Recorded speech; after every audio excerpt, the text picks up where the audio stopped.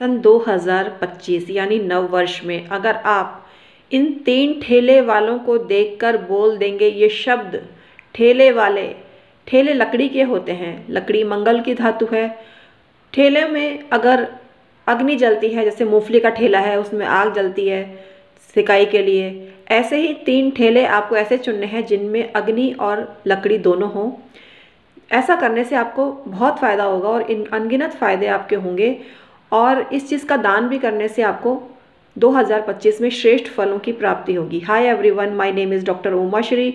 मैं अपने YouTube channel doctor Uma Shri में आपका स्वागत करती हूँ। ऐसी ज्ञान भरी वीडियो के लिए हमारे YouTube channel doctor Uma Shri को अभी के भी सब्सक्राइब करें, जहाँ ज्ञान का खजाना परोसा जाता है। हमारे 25 साल के अनुभव का निचोड़ है जो आपके समक्ष हम प्रेषित करते हैं वीडियो बनाकर।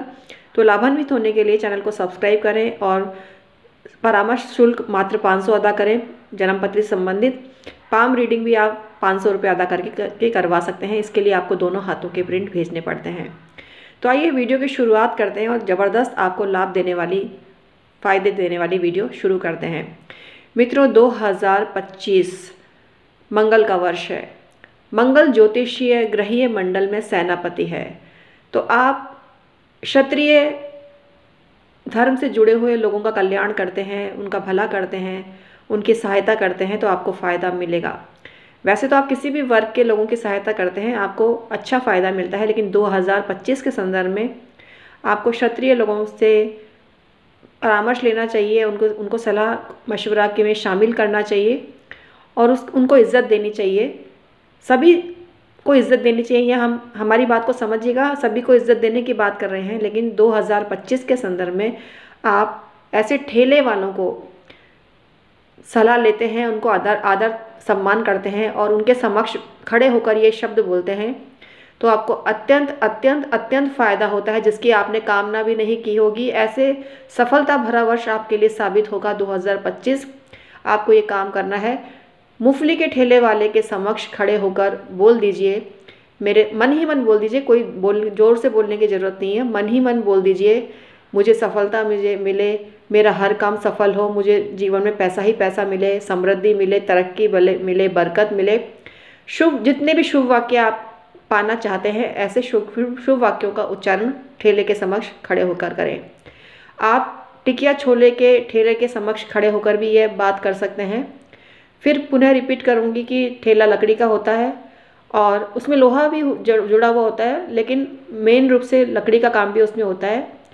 और लकड़ी का काम ना भी हो तो ठेले वाले को देखकर ये शब्द बोलने हैं, क्योंकि उसमें अग्नि भी होनी ज़रूरी है। टिकिया के ठेले में अग्नि होती है, तो लकड़ी भले ही ना हो, अग्नि होनी ज़रूरी है। अग्नि तत्व मंगल को रिप्रेजेंट करता है। तो मंगल के शुभ फल प्राप्ति के लिए आपको ये शब्द बोले जो हमने अभी बोले, उन्हीं शब्दों को रिपीट कर दीजिएगा।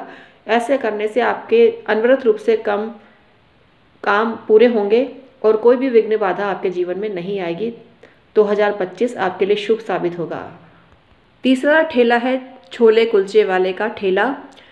तो उनके समक्ष भी खड़े होकर आपको ये बात बोलनी है जो हमने आपको बताया है, मन ही मन बोलनी है। किसी को भनक ना लगे कि आपके मन में क्या चल रहा है, लेकिन आप उनके प्रति श्रद्धा रखें, उनकी बिक्री कराएं और आपको फ़ायदा मिल सकता है।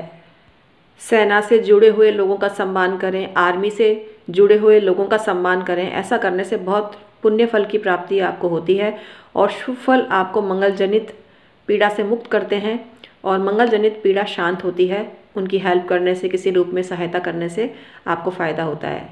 हमारी सेना के जवान तो वैसे ही पूजनीय हैं, तो उनकी हेल्प तो हमको अवश्य करनी चाहिए। मन ही मन सम्मान करें, अच्छी भावना उनके लिए रखें तो आपको फ़ायदा होता है।